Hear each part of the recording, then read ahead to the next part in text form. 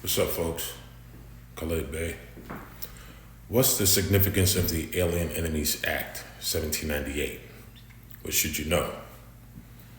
Is it a danger? It's one of the things we'll be talking about today, plus a couple more topics. Welcome back. Let's get to it. Let's talk.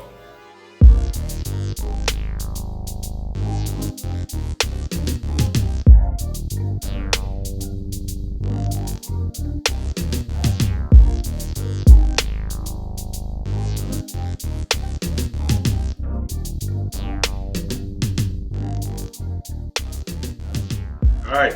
Welcome to Let's Talk. Khalid Bey, Rob Romeo. Took us a minute. We had some technical difficulties, but we're back at it. Our technician. So today we're going to talk about a couple of things. We had mentioned briefly what we just saw in the news.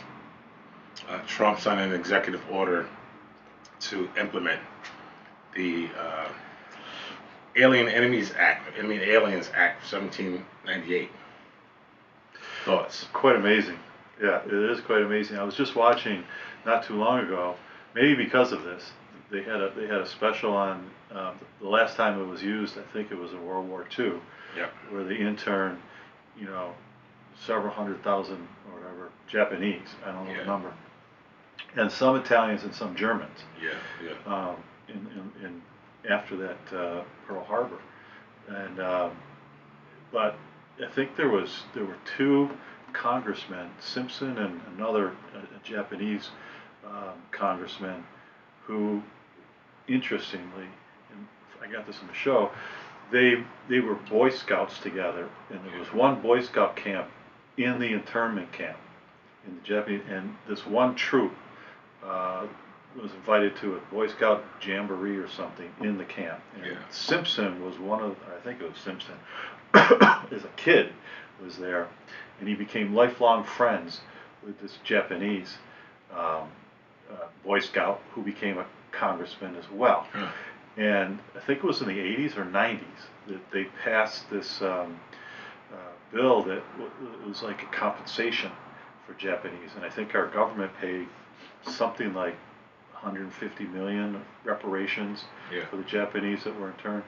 And they went through the whole thing, and they recognized how inappropriate it was to exercise that particular act, even in that time, after Pearl Harbor. And they said, that our country is sorry for what it did. And Republicans and Democrats together said we apologize to these people because they are patriots. See, this is what makes it so dangerous, and for anybody who's not really clear in layman's terms, the act allows for the president in a time of war or in a time of peace to round up persons who may be citizens of or even native of a country that's deemed an enemy. And so let's put this into perspective. If he felt like one day when he woke up that people who were native to China, native to Canada, native to Mexico, anybody he was potentially arguing with that day, this would give him the ability to round them up, potentially lock them away in the concentration camps, and then ultimately deport them. Yeah. Very, very dangerous power. Yes. For a president to have. And I think that the recourse is with the courts and I think immediately we have enough people that are more students of this particular act and what's happening in this administration that are bringing this to the light in the courts, and the courts are acting. The question becomes, if the courts strike down the action of the administration, will they listen? Will they listen, or will they keep going? Right. And then, so we're going to find out. They've been talking about a constitutional crisis for the last couple of years, and now we're about to see if that's going to happen or not. And so I think that the debate is going to rage on for the next couple of weeks anyway. Well, you had the court strike down the deportation effort, and they still deported Venezuelans. A lot of people to Venezuela. Yes. And you just mentioned recently that it looked like they deported what looked like a Muslim professor. The doctor. Doctor. At Brown University. Yeah, Brown. I think that's going to the courts right now. but they've deported her, and I can't understand under what conditions. What did she do? what did she spit in somebody's eye someplace? What did she do to bring this about? I understand now. Right before that, they have this guy Khalil, that was involved with the protests at Columbia last summer or whatever it was, last spring, and as being a pro-Hamas kind of agitator, and they deported him, and I think that's under court review as well. Boy, there's very fine lines here, but then there's also some bright red lines, bright flashing lights, red flashing lights that are really causing concern, and the invocation of this act that we're mentioning here is really dangerous. Well, we were talking before we turned the camera on about even the effort to eliminate birthright citizenship. Yes. So any person who is a first-generation American whose parent or parents were born in another country could potentially be rounded up and be deported. So you've known this place your whole life, like the young woman from Venezuela. They said they were sending back somewhere. She's going to a country she's never been to. Right. They're not even sending them back to the country where they came from. They're just taking them and removing them. So, you imagine you're born and raised in the United States, but because at least one of your parents was not born here, they would potentially exercise the power to deport you, to round you up and deport you to a country you may have never even visited. And you mentioned, just think about that in a place like New York City or, Brooklyn. I said half of Brooklyn will be gone. Isn't it amazing? Yeah. So you got to wonder, really, what's going on here? What's this about? Mm-hmm. And this is where everybody can agree. We don't want illegal aliens committing crimes in this country. Right. And they should be deported. But I think if you look at the actual numbers, I think that the prior administrations were deporting criminals at a certain rate. And I don't know how much more in the first few months here, whatever it's been, of this administration, how many more criminals have been deported. So I think I'd like to see the media track this, because I think there's a lot of show if they round up 12 people and everybody's in their full riot gear doing it, they make a big show of it. Right. But let's see what the numbers are of aliens that have committed crimes that are in the United States. They were talking about millions and millions of them being deported. So if that's the pretense, and now you get to the Birthright Citizenship Act issue, you get to this Alien Enemies Act issue, what's going on? You know what is it? Say the words. Some believe that it is an effort to make America strictly white and Christian. And that's just about what it sounds like. This goes to the heart and core of, America. This is a white Christian nationalist movement that's taken over, and you have to say what it is. That's what it is. And there's many people want that, but that's what's going on, because there's no other reason for it but that. And not for nothing, I would be the first one to state, and I have stated, when I thought about some of the points argued in 2025, I even mentioned to you, some of those things I've argued myself as a legislator. But when you get to some of the more challenging, the more dangerous and questionable efforts, things that, like we just discussed, that really appear to have no merit. Right. Except that there may be an agenda afoot that nobody, they are kind of saying it in plain language, to be quite frank. But maybe to your point, the media is not stating it as plainly as they should or they could. I think if you start to get to the numbers and the people, that are being deported, and really dig into it and put it on the screen of who it is and what did they do wrong, and I think that people start to understand what this effort's all about. And so I think the pushback has already begun in some circles. Employers are having trouble now, especially in the farms and in other, industries, the hospitality industry. They have to keep workers. So the pushback is going to start to come. There's also just going to be a moral pushback. Yeah. When you see somebody that, and I saw this too, in one small town, I think it was in Ohio or someplace in the Midwest, but when you see your neighbor that you've known for 10 years Get carried out, right? get carried out, Right. there's a moral pushback against that's happening. Yeah.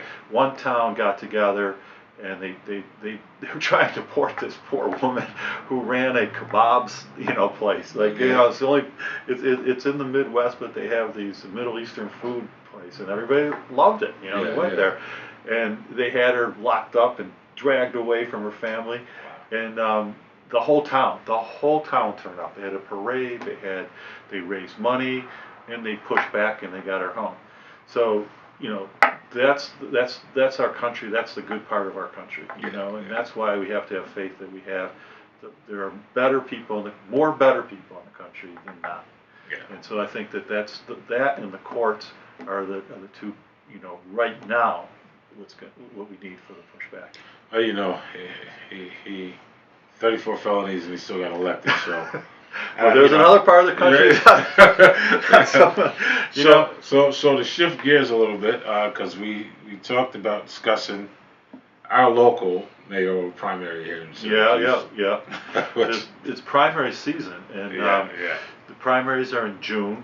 A lot of the communities have had what they call nomination designation process, and you have a party designee, and then the people that don't win can either decide they want to run a primary or not. In a lot of places, in Syracuse and in other parts of the country, obviously, one party is going to win, in the general election. So the primary becomes very important. That's right. The primary becomes the election. Yeah. And I think more than ever, so primaries are the most important part for many places, and local government is so important right now. Yeah. And you have to wonder, there are certain things happening on the national level with our Congress, the House of Representatives, and the Senate, and the pushback. They're very limited, and it was on stark display when Schumer had to sort of say, look, it's the lesser of two evils here. We got to go for the CR. Right. But that's at a national level, and so people living at your everyday life, you can't do anything about it right now. No. There's nothing you can do about that. But what you can do is get involved in your local elections, because those are the things that are going to matter. Because your local officials are going to go to the state officials, are going to go to the federal level, and then you're going to be able to get the relief that you're looking for and the funding for projects and so forth. Well, I always say that when a bill or something is passed on the federal level, maybe months or years before you feel it, but pass a bill downtown, you probably feel it in a couple of days. That's right.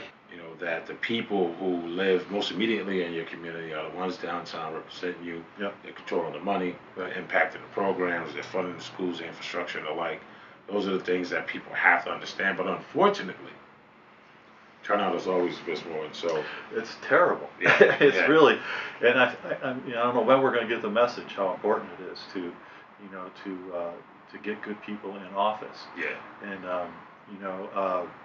and you have to go out and vote for them, and you have to get off your couch and go do it. It really makes a difference. And one of the big local elections, if you call it local, it's going to have a national and international impact, is the mayor's race in New York City. New York City, that's right. They got like 20. How many people are running? Do you know how many people are running? No, I don't know. There's over 10 people running, I think.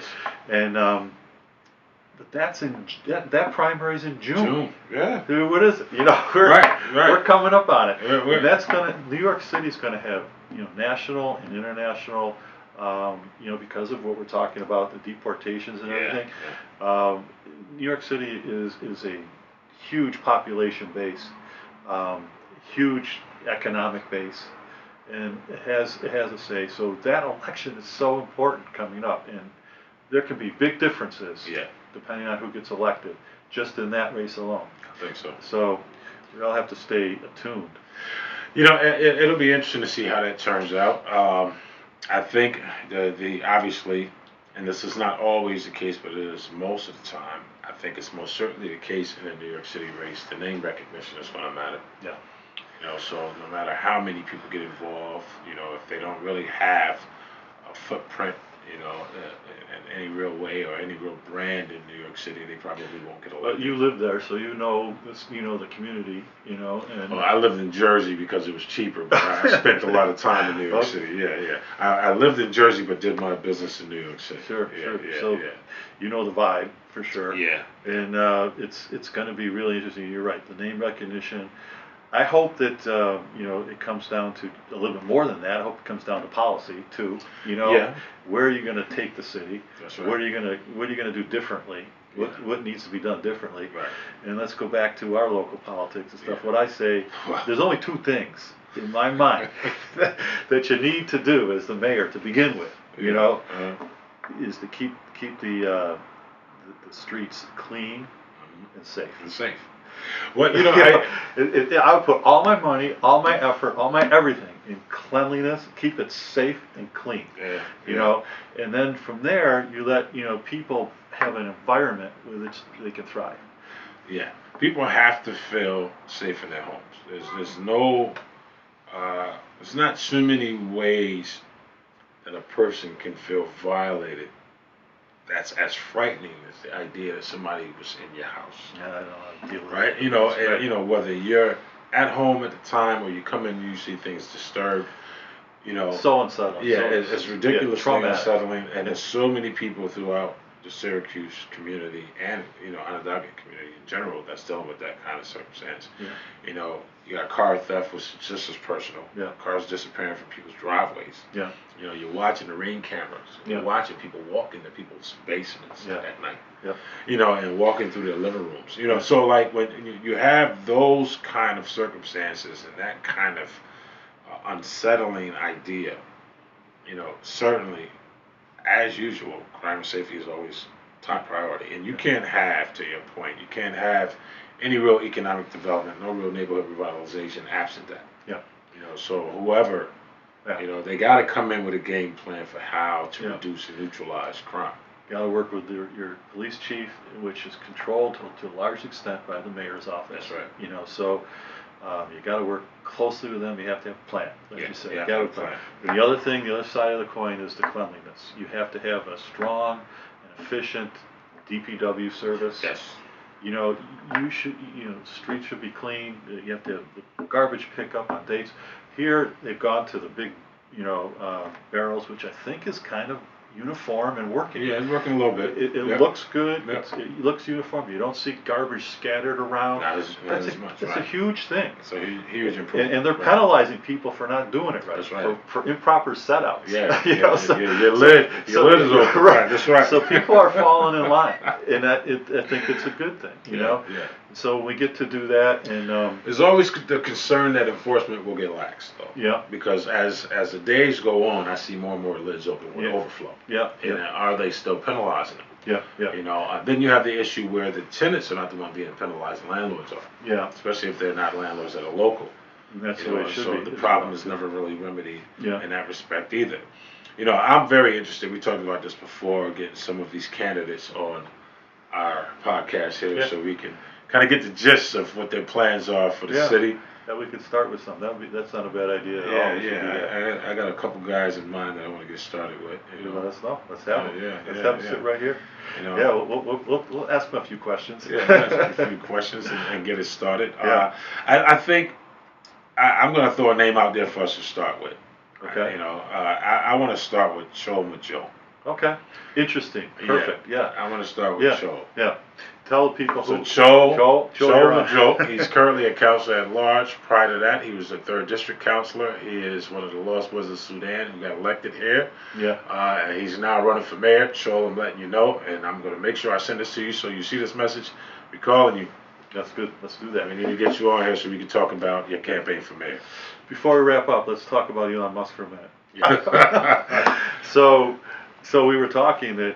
What is wrong with this? Bad behavior, man. Bad behavior. I don't understand. That's what just got. You said how many billions of dollars? 200, 300? 480 something ridiculous billions of dollars, and I said he's kind of like, some kid that was locked away in the house and he's getting outside for the first time. And Yeah. He's doing the wrong thing with firecrackers. You know, Yeah. so, you know, just experimenting with things. Right. And, Right. You know, he's doing the interesting hands gesture he did. You know, at the inauguration. I won't repeat what it was. Everybody saw it. But then he's doubling down on some of the idiocy, so you have to wonder if he's wrapped tight. Yeah. Because some but just in you have that kind of money. Any human being with that kind of money, you would think that you would find something. Just start with something small that you could improve society. You know, something that you could do for your fellow human beings with that kind of money. You have that kind of money. He's clearly big on legacy. Mm-hmm. But his legacy, he wants to put on Mars or the moon.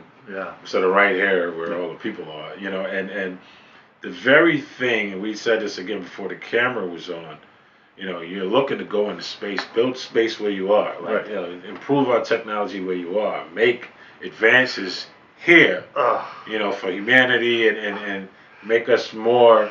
It's been such a pet peeve of mine. I'll give you my thought first. You go, and I know you got one too. But for forever, I grew up with trains, and I just don't understand why, if he had the time and effort to devote to making high-speed train the most efficient, beautiful ones you could find in the world, right here in the United States, and you tie in, you know, Chicago to New York and Florida to New York, and you know, all the way in between, and then on the West Coast as well. What a great difference in society that would make. And also with air travel, it would decrease these short 200, 300 mile airplane trips to fill our airports. That's right. You know, and you know, to get on a train and be, you know, someplace 300 miles away in an hour and a half. Yeah. At the time that I believe Malcolm Smith and Dave Valesky was running the Senate, and it was a big talk about high-speed rail. And they went to China and you know, went out to California, and they talked about light rail, high-speed rail. And to your point, the idea of being able to take a ride to New York City in an hour. Yeah.